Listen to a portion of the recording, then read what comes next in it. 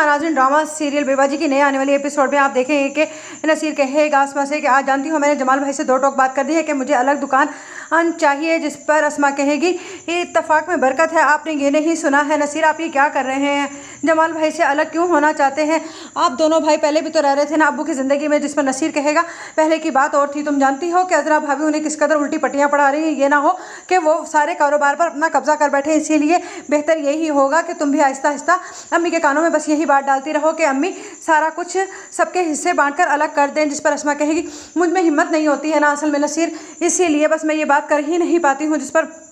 नसीर कहेगा तुम्हें ये बात करनी होगी और हिम्मत भी करनी होगी अपने शोहर का हुक्म मानकर। दूसरी तरफ आप देखेंगे कि अजरा बहुत ही चालाकी से कहेगी गुलशन आरा से कि बस तुम मेरा काम पक्का करा दो, एक बार जमाल मेरे कहने में हो जाए तो तुम देखती जाना, मैं तुम्हारा मुंह नोटों से भर दूंगी, ये जो तुम हर वक्त थोड़े थोड़े पैसे मांगती रहती हो ना, तुम्हें मांगने की भी ज़रूरत नहीं रहेगी। जिस पर गुलशन आरा कहेगी सच कह रही है ना तू अजरा, अगर तू वाकई ऐसा करेगी तो देख तेरा काम मैं कैसा पक्का कराती हूँ, जमाल किसी की भी बात नहीं सुनेगा और सिर्फ तेरा ही कहना माना करेगा। जिस पर अजरा कहेगी अगर ऐसा हो जाएगा तो जो मैंने कहा है वैसा ही तुझे मुंह मांगा इनाम दूंगी। दूसरी तरफ आप देखेंगे कि अस्मा फरहत को समझा रही होगी कि फरहत तुम ही कुछ अकल से काम लो, तुम तो जानती हो ना अजरा भाभी की तबीयत को, फिर तुम ऐसी मौका ही क्यों आने देती हो। जिस पर फरहत कहेगी बस आप भी मुझे ही समझाइएगा। जिस पर अस्मा कहेगी तुम्हें मैं सिर्फ और सिर्फ छोटी बहन समझकर समझा देती हूँ और तुम हो के अगर तुम्हें भी बुरा लगता है तो मैं तुम्हें भी कभी नहीं समझाऊंगी। जिस पर फरहत कहेगी चलिए आप मेरी बात का बुरा मत मानिए, एक घर में आप ही तो हैं जो मुझे समझती हैं, वरना अब तो मुझे लगता है कि वासिफ को भी मेरी बात समझ में नहीं आती है।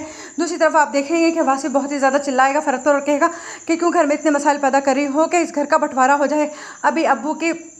ये कब्र की मिट्टी तो सूख जाने दो। जिस पर फरहत कहेगी सूखती रहेगी मिट्टी, लेकिन अगर मुझे कुछ हो गया और हमारे आने वाले बच्चों को कुछ हो गया तो तुम जानते हो तुम्हें माफ़ नहीं करूँगी। जिस पर वासिफ कहेगा ये क्या कह रही हो तुम। जिस पर कहेगी फरहत हाँ मेरी तबीयत कुछ बोझल सी हो रही थी और मैं डॉक्टर के पास गई तो तुम जानते हो कि मैं माँ बनने वाली हूँ।